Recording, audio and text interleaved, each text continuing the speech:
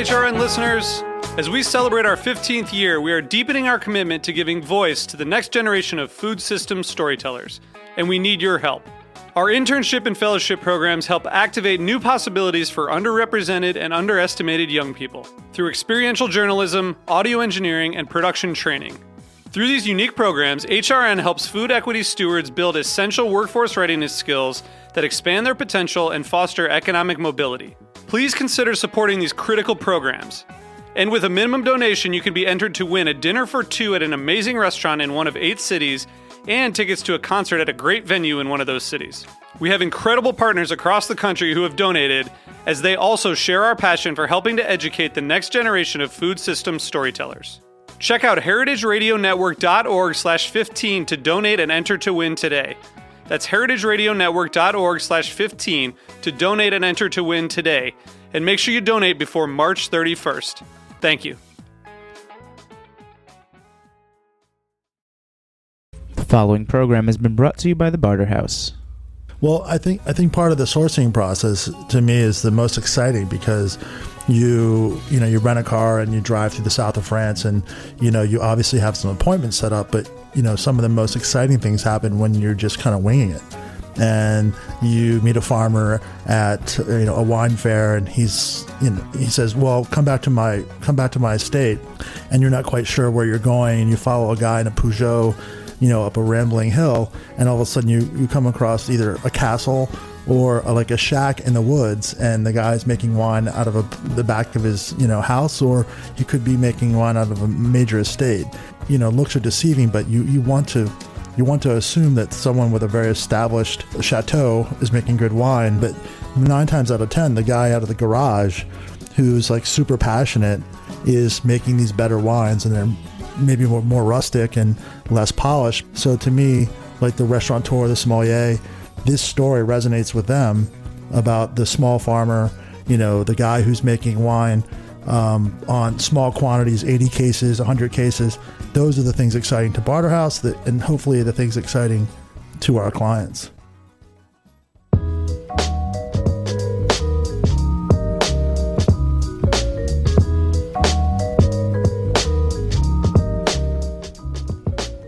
Okay, it's Thursday at 1 o'clock, and you are tuned into the Farm Report. You're listening to the Heritage Radio Network. We're coming to you live from the back of Roberta's in Bushwick, Brooklyn.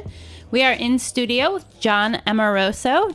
John was the city's first, and I believe only, cooperative extension agent. Is that right, John? Well, agricultural extension agent, and primarily the first and the last. The last, yeah. So tell us, before we get into this too much, what exactly is a cooperative extension agriculture agent? Well, cooperative extension is that throughout the United States you have the land grant schools that basically is, if you're going to go to study agriculture, you go to those schools. But they're also the home of extension agents that work throughout counties in each state. Example would be in New York State.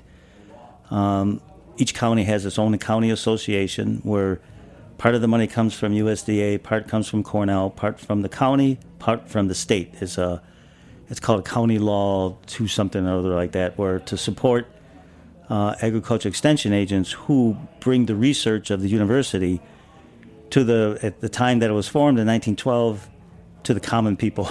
Okay, so there's Cornell University in New York State, and they're up there. It's a big ag school. They're doing all kinds of stuff, and the extension agents basically act as like an emissary for their programs, kind of bringing the information out. So right.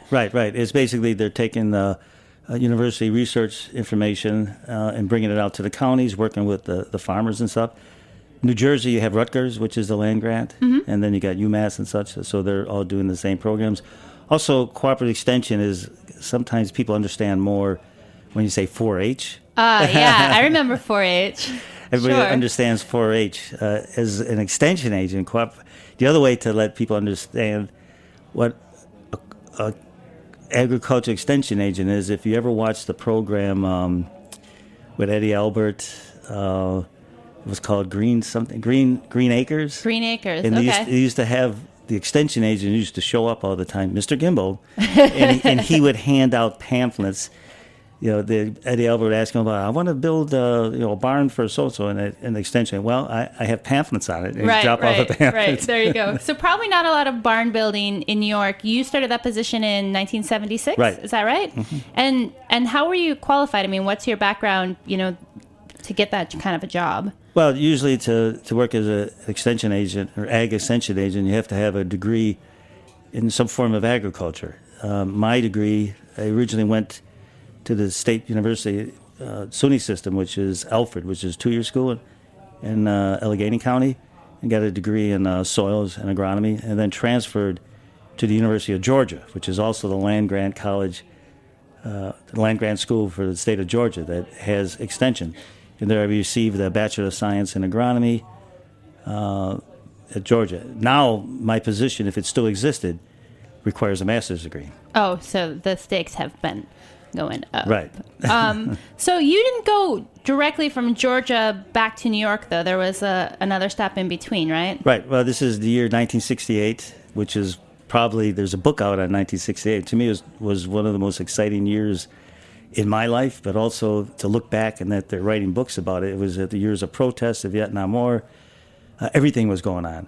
At that point, when I graduated University of Georgia, the next step would be you'd maybe go to a graduate degree, and at that point you had deferments, and also you're looking to not get drafted. Sure, yeah. But the deferment ended, so I actually was. I actually remember going to Atlanta, Georgia, for physical, passing a physical, and my number was low on the lottery type thing. But at my last semester or last quarter at the University of Georgia, one of the professors came out with this piece of paper that says, there's an organization that's looking for teachers and agriculturists. It was called IVS, International Voluntary Services, which was similar to the Peace Corps. I jumped on it. Right. And applied to the Peace Corps at the same time, but they took their time. But IVS snatched me up mainly because of the agriculture degree. So graduated in May out of Georgia. By July, we're at a training program in Harpers Ferry. Then later July, we're in the Philippines studying tropical agriculture. Whoa. And then I got my assignment, which was early August. And I said, well, send me where you need me. Right. So make the story short, they sent me to Vietnam. Wow. So I ended up you ended up in Vietnam anyway. And I liked it so much there, I stayed 4 years. Wow. So what were you doing in Vietnam? Originally to work with mostly the peasant farmers in the Mekong Delta, working on small animal production, and also during dry season introduce newer varieties of vegetables like cabbages that maybe were bred in Taiwan, but to upgrade their vegetable production and also small animals. But what really happened is that the farmers, this is the time period known as the Green Revolution, where you're having these wheat varieties that were growing in India, but also in the Philippines, the Los Baños Research Center had these what they call miracle rices. Okay. And these were dry land rices. You did them during dry season, and then you had to develop paddies, irrigate paddies. Traditionally, with the Vietnamese, their rice was the floating rices during when the Mekong River flood season, and these floating rices were like 7 months to maturity because they would grow as the water level went high, and then you waited to maybe December when the water went down, and then these fields are all barren, and then you harvested the rice. So and then it's really dependent on kind of what was happening on the river. Right, and then they would go to that point on small hectares, small acres that they always rented. They didn't own land. Then they would do vegetable production. But when these rices that they heard about were coming out, these 3 months, 4 months, short season rices, short height, maybe 36 inches tall at the tops, also produced 10 times the amount. They were interested in that, but it required kind of cooperation where they had to form like farmer groups so they could borrow money to buy pumps, which had to come from another country. I remember it was Kubota pumps, to be able to paddy off and then build trenches to pull water so that they can irrigate during dry season. Okay. Wow. So it sounds like that kind of work probably prepared you in some ways for your return to Brooklyn, but what led you back to New York? Well, when I came back, it was like 1972 from the Buffalo area. I was never in New York City. And okay. I was always in those couple of years. If anybody's listening here and who knows that time, it was time of recession. There was no jobs. But I always wanted to get back into cooperative extension. So with Cornell, I was always on their list of getting job descriptions and went for a couple of positions. I remember once, and thank God I didn't get it, was a dairy agent in Utica, New York. Different life, huh? Right. And a couple other things. But then in 76, when this position, a small pilot program called the Urban Gardening Program, was looking for someone to work with inner city people in growing stuff. And that kind of fit the bill for me. Yeah, so you headed down to, and you were based out of Brooklyn at the time? Or Yeah. You're based, okay. Yeah, I came in. I was never in New York City before, even though I'm from Buffalo area. Came in, I remember it was like April 10th, 1976 for an interview, and by April 20th, I was here. New York City boy. So we were talking a little bit before the show about how, we're out in Bushwick now and how much this neighborhood has changed. And I can imagine the cityscape must have looked totally different in 1976. Yeah, 1976, one of the main reasons for the community gardening program, it was not particularly, it was in Fred Richmond's eyes, Congressman Fred Richmond, House of Representatives, to get an ag agent here so people could learn how to grow food, understand about food. But when I look back at that time period now, I mean, that was my intention coming in and doing it. But when I look back 35 years, it was more of a crisis time, and the community gardening program kind of took back neighborhoods. Okay. It was block association buildings. It was people getting together. It wasn't really the growing of the food, but it was the cleaning up your block, your neighborhood, taking back what was kind of just taken away from you, where we had just areas that were just devastated. So the gardens became a real mechanism for kind of community development and social change. And Right. You had at that point, I remember the Citizens Committee of New York was changed its name now. In the fall and stuff like that would have big forums about forming block associations, and then we used to always piggyback it with community gardens. But community gardens became a tool to get people together on a block or in a neighborhood to do other things in their neighborhood. Okay. Not what they are now. They're different. All right. So you show up, you're in Brooklyn, there's kind of all this stuff going on. It's kind of a heated environment. People are looking to take back their neighborhoods. What were some of the kind of first couple of years? What did that look like? What type of projects were you tackling? What were some of the kind of... The first year my office was at the YWCA, Atlantic and 3rd Avenue in Brooklyn, which is also where I first put my first foot down in New York City because I was picked up at the Newark airport. So it was very nice for me, territory to me. Is I was supposed to work with 5 gardens that were kind of part with Magnolia Tree Art Center, mostly in Bed-Stuy, one in Fort Greene, one in not Cobble Hill, but Borum Hill, and another kind of Williamsburg South. I forget what they call the area now. And these were groups that already existed and needed some help on it. But by the end of that year, we had about 15 gardens going. Okay. Because once you went to one place, somebody else asked you. Heard about you. Yeah, They're and then like, so you went who's there. this guy, this John guy? We got to get this guy. And that's kind of the key in doing any kind of development work like that is you got to be out there. You got to be, it's not a 9-to-5 job. You're out there all the time. Where people want to meet at night, do this and that. You're there. If you show up, you're going to have success. You're going to, people are going to ask for you. You're going to get things done. So what kind of stuff were people growing? Then it was always a mix of things. At that point, a lot of the folks we were working up were recent transplants from down south. Okay. Remember of the migration of the American blacks? Yeah, the Great Migration, after sure. World War II up this way. This is 70s, so there's remnants of them. So they had kind of things that they recognized. They would have the collards, your basic lettuces of what seed you could get then, and then your usual tomatoes, eggplants, peppers. Common things, squash. There was no exotics yet. The bok choys and some of the other microgreens didn't exist in anybody's mind then. So that was primarily what they're interested in. And one of the big things, I have to say at that time, the most interest was collards and beans, bush beans. Bush beans. I think collards are, we had one of the reps from Corbin Hill Farms on earlier this season. She said collards are still kind of the most demanded item for them up in the Bronx. So were you working only in Brooklyn, or did you extend? Well, how did your work kind of extend beyond that? Just starting off in April in 76. By the end of the summer, I was also doing some work on, I remember Fox Street in the South Bronx. Started also out in Staten Island and Stapleton area, which was kind of I guess would be called your most depressed area of Staten Island, still is. And I remember being in the Bronx, some sites in Harlem that were just getting started. But by the second year, by 77, that's when the National Urban Garden Program was started, where there was 1.5 $5 million appropriated to the 5 largest cities, which New York City got $500,000. So we were able to hire people like me in each borough. Oh, wow. Okay. And then also people like me, and also assistants, and also nutritionists. Those are the fat years. Yeah, because remember the golden years well, of yeah, funding. I remember clearly because my first salary starting was $10,300, and then when we got the big money in '77, right. they jumped me up to $13,000. Holy. Right now, that's below poverty level on most standards. So, yeah, can you talk a little bit about the urban gardening program? I mean, it started with 5 cities, but that program lasted a few years until 94. Right. Is that right? Yeah, it started with 5 cities at 1.5 million. We were the largest, 500,000. Then you had Chicago, Boston, Philadelphia, Los Angeles, I believe, like in the realms of 250,000 each, because it was all population based. Okay.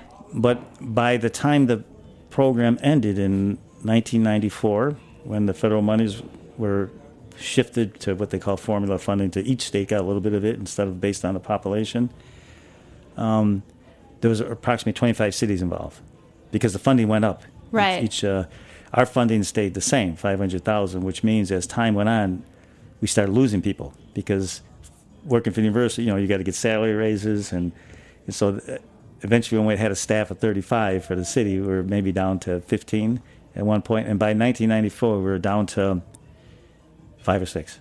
So the programs were really, it sounds like, dependent on federal funding, Right. Mm-hmm. not state or city funding. No, it was all federal. We would get support if needed, like when that 1994 dollars disappeared, we did get support from the university because it's Cornell. Right. And they have a pretty good endowment to keep some programs going. I was always able to hang on because I was being an old-time extension agent, grandfathered in under Smith-Lever law, which is money appropriated to ag extension agents. Okay. No matter what, I was under that funding, but that sort of disappeared a couple of years ago too. So that kind of helped to keep me hanging on after 1994. But challenging, you build up those programs where you have a staff of 35, and then to kind of keep all that stuff going when your staff is shrinking, your budget's shrinking. It's also like when our staff, like when our people are working with this, a lot of people use working for Cornell was prestigious to have that on your resume. Right. So a lot of the young people were hiring to work on this always went on to other things. And actually,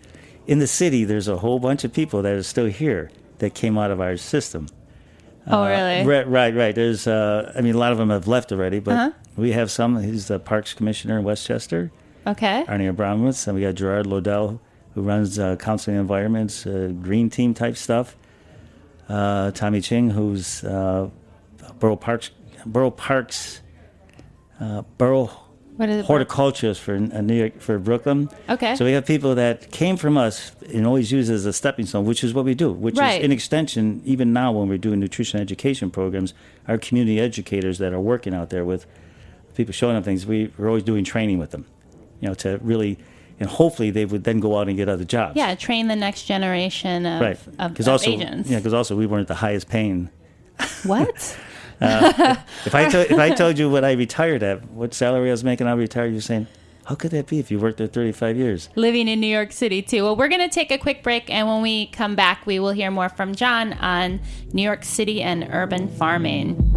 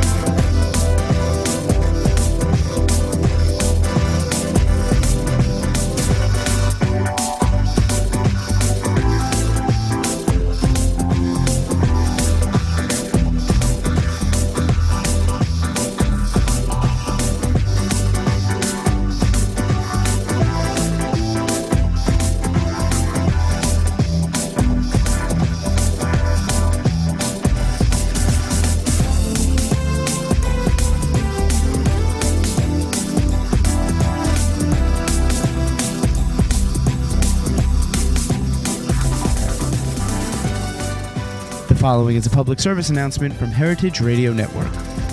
Tune in to Hot Grease every Monday at 3:30 p.m. Hot Grease strives to bring sustainability, localized sourcing, and other forward-thinking schools of culinary thought to the minds and kitchens of everyday folk.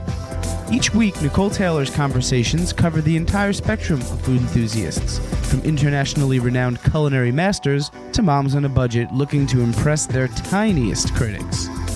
Again, that's every Monday at 3:30 p.m., Hot Grease on the Heritage Radio Network.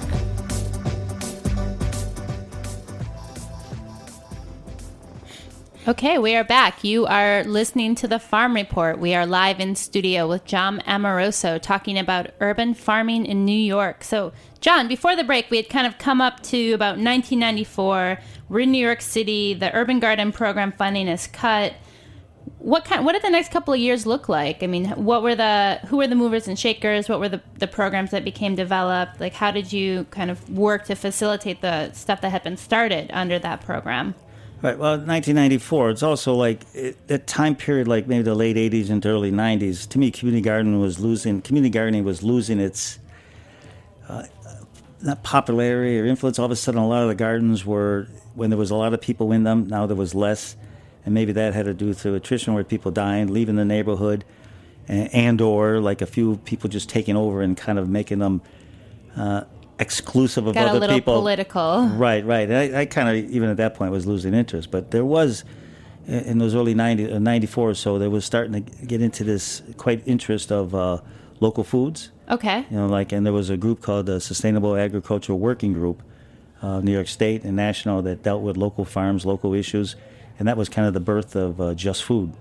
Okay. So probably the premier organization right now in the city as far as doing things like I would do, like extension, outreach, and or programs and markets and stuff. Okay, can you tell us a little bit more about like Just Food? What kind of encompasses their work now? In the beginning, it's like in 95, was it 96?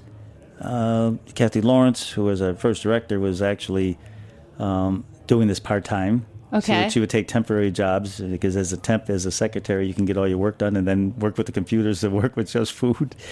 And what really kicked it off was there was a $20,000 grant from SARE, Sustainable Agriculture Research, to do some research on goats in the city and the possibility of promoting goat marketing in the city, because right now a lot of the halals and stuff like that were using lamb. It was cheaper, or you imported goat, and there was a lot of farmers upstate that wanted to do goats.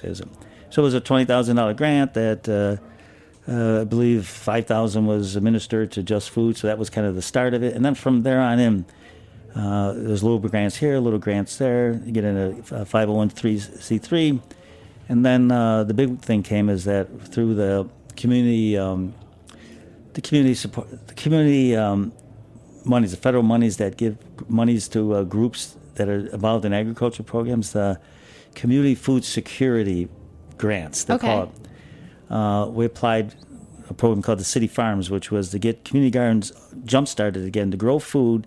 Get people together to grow food, but grow it in a system like you would grow as a farmer, not little plots, and grow food and donate it to soup kitchens. Okay. And so that came through. That was a good 3-year grant that supported Kathy as administrator, also be able to hire a City Farms program manager and stuff like that.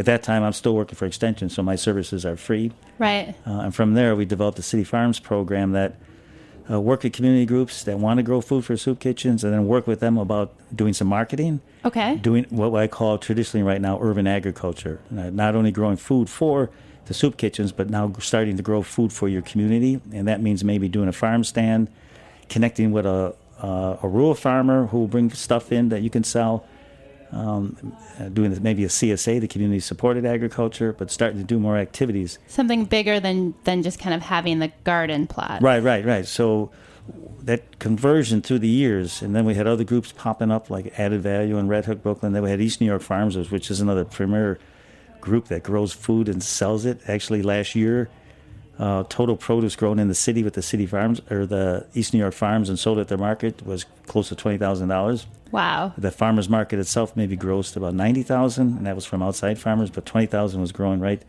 in East New York at this, and sold at this one farmers market. So what was going on is that community gardens, as I said, were getting pretty boring in the late 80s and 90s. And I looked back what in the 70s, why was there community gardens? Just as we had victory gardens during both World Wars Right. because of time of crisis.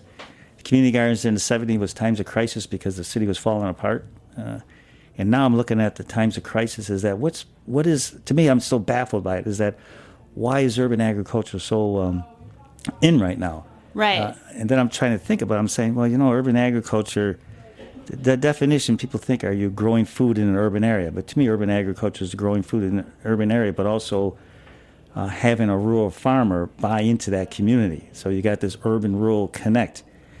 I was saying, but why are people so interested in urban agriculture? And then it occurred to me, too, just like the crisis of the 70s of taking back your neighborhood, now the crisis is food security, health. We have problems with diabetes, obesity. Of course. And everything is related to food. Yes, absolutely. Yeah, and it's all related to food. And so urban agriculture is kind of the crisis where in neighborhoods we still don't have good, proper food access. Now that community garden, that urban agriculture site is the focal point where, we could do a farm stand there. We could get people together. Maybe we can have a farmer drop off stuff. Maybe eventually develop farmers markets. Like right now with Just Food, there's 18 farmers markets that are not part of the green market system that at some of these sites. So to me, that crisis was that whole food crisis.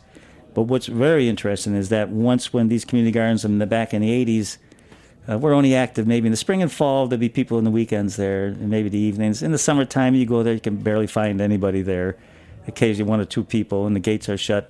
Now, any community garden that transferred or became into an urban agriculture project, and usually has a good leader that's interested in taking command and doing something in their community, like food access for the community.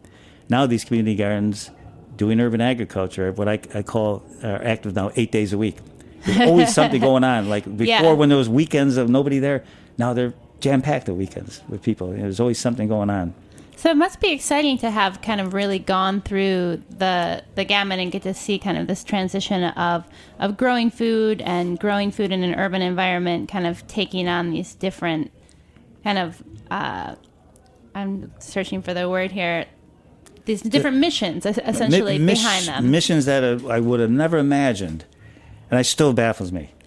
So I don't know if our listeners remember from the beginning of the show, but your position no longer exists in New York City. What happened? Right. Well, when I retired last March, it was time. I was 65. It's got to retire sometime. Plus, our monies were right now Extension is very dependent upon grants and stuff like that, and it's cooperative extension throughout the United States is kind of shrinking in size, and it's one of these things that are maybe not going to exist at some point, at least not in the form of the Mr. Gimbal. Okay, right, with the pamphlets. Yeah, right. It's going to be something else. And so my Smith Lever funds are going down, and then my boss goes, no.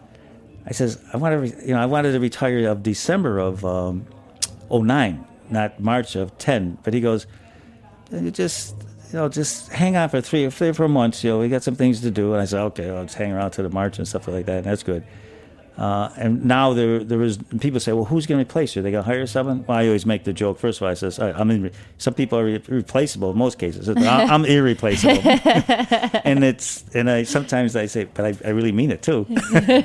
People wouldn't do what I did in all those 30 years as far as the time spent working with people and stuff like that. Sure. Was one of those jobs where it's like the passion for the work is really what sustains you, not the lucrative salary or the prestigious position or the great working hours or... Yeah, it's even if I said, well, they're not going to replace because also there's no money to replace unless a hunk of money came somewhere to run a program like that. Then they would. Then you do a job search and then you try to find someone to replace me. You could find people who could do the same things. You probably could find someone who could be as active as I was before and work with all the groups. And they would have to be because I'll be around over their shoulder complaining.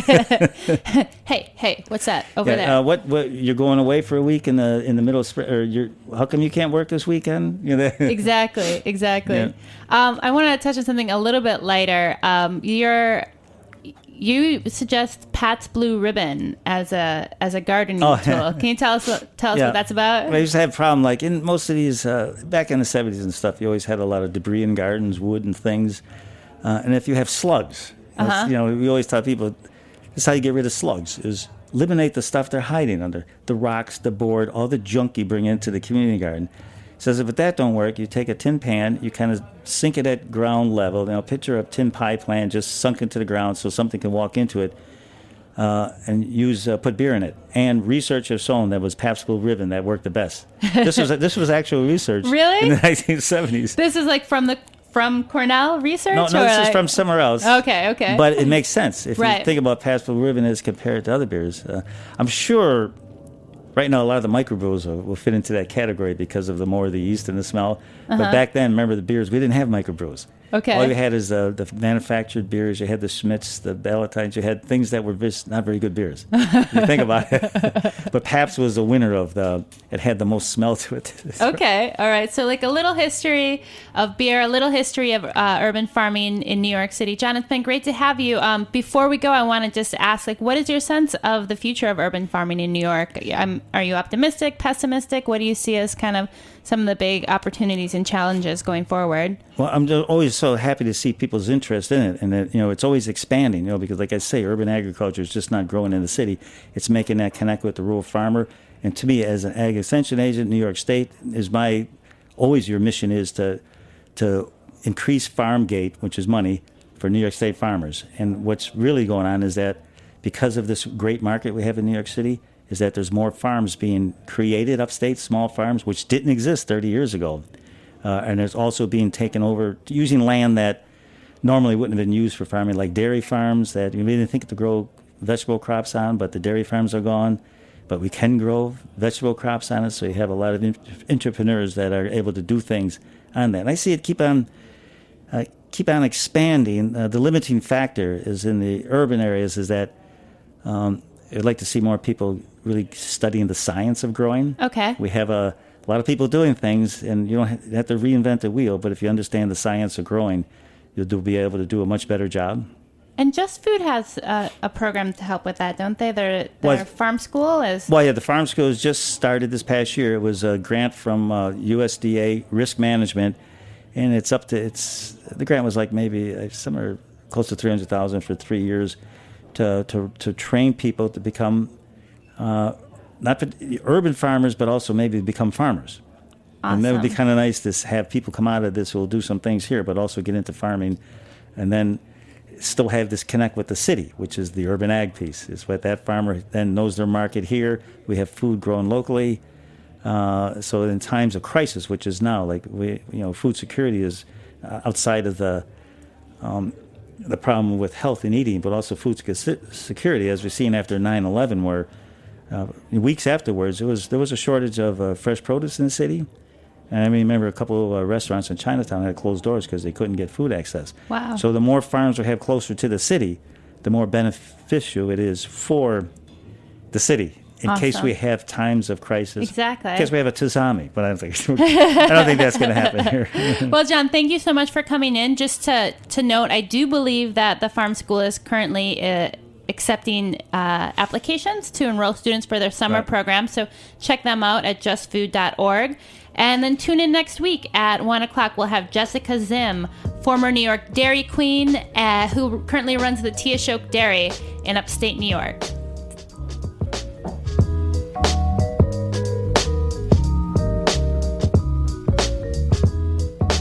Thanks for listening to this program on the Heritage Radio Network. You can find all of our archived programs on heritageradionetwork.com, as well as a schedule of upcoming live shows. You can also podcast all of our programs on iTunes by searching Heritage Radio Network in the iTunes Store. You can find us on Facebook and follow us on Twitter for up-to-date news and information. Thanks for listening. And now here's some behind-the-scenes food news with Katie Kiefer. On meetingplace.com this week, Lisa M. Keefe, one of their principal writers, published the following article about the USDA's Child Nutrition Program. She reports that on Tuesday, the USDA began implementing new rules that are intended to put more locally grown agricultural products on school children's plates. Part of the Healthy Hunger-Free Kids Act of 2010, which was signed by President Obama in December, the rules allow schools and other providers to, quote, give preference to unprocessed, locally grown, and locally raised agricultural products when buying food for the national school lunch, school breakfast, special milk, child and adult care, fresh fruit and vegetable, and summer food service programs. Quote, "This rule is an important milestone that will help ensure that our children have access to fresh produce and other agricultural products," said Agriculture Undersecretary Kevin Concanon in a news release. It will also give a much-needed boost to local farmers and agricultural producers. This is Katie Kiefer for Behind the Scenes Food News. Did you know we have a beer show? Check out a small clip from Beer Sessions Radio. All right, welcome back to Beer Sessions Radio on Heritage Radio Network. I'm Jimmy Carboni from Jimmy's Number 43, and I'm here with Ray Dieter from the DBA Bars. Hey, Jim. Ray, this is a fun show. We're drinking Belgian beer. We're drinking Ictigum, hanging out with the guys from 124 Rabbit Club. And we got Don and Wendy from Van Berg and the Wolf. Well, let's go back a little bit to kind of build your pedigree. So the two of your top brands that we love and that you have now, Scaldis and Saison DuPont. Yeah, Tell us how you met those guys, how you started working with them. Well, Saison DuPont was really, that was... If you want to hear more, head over to heritageradionetwork.com, where new episodes of Beer Sessions are posted every week in our archive. And don't forget to subscribe to the podcast in iTunes. The following is a message from Heritage Foods USA. In the next few weeks, Heritage Foods USA will be offering an interesting variety of amazing products, ranging from top-quality seafood to their famous pork cuts. At the end of May, the Heritage team will go up to Maine to harvest fresh lobster with sustainable lobstermen. These delicious lobster are a perfect way to kick off the summer season. In the pork department, Heritage Foods USA will offer the maple-cured smoked boneless Heritage ham at an unbeatable price. This offer won't last long, so get them while you can. Place your order today at heritagefoodsusa.com or call 718-389-0985. That's 718-389-0985 to place your order with Andrea or Ashley. And don't forget to sign up for the email list and to check them on Facebook and Twitter to get in on their new products, deals, and offers from Heritage Foods USA.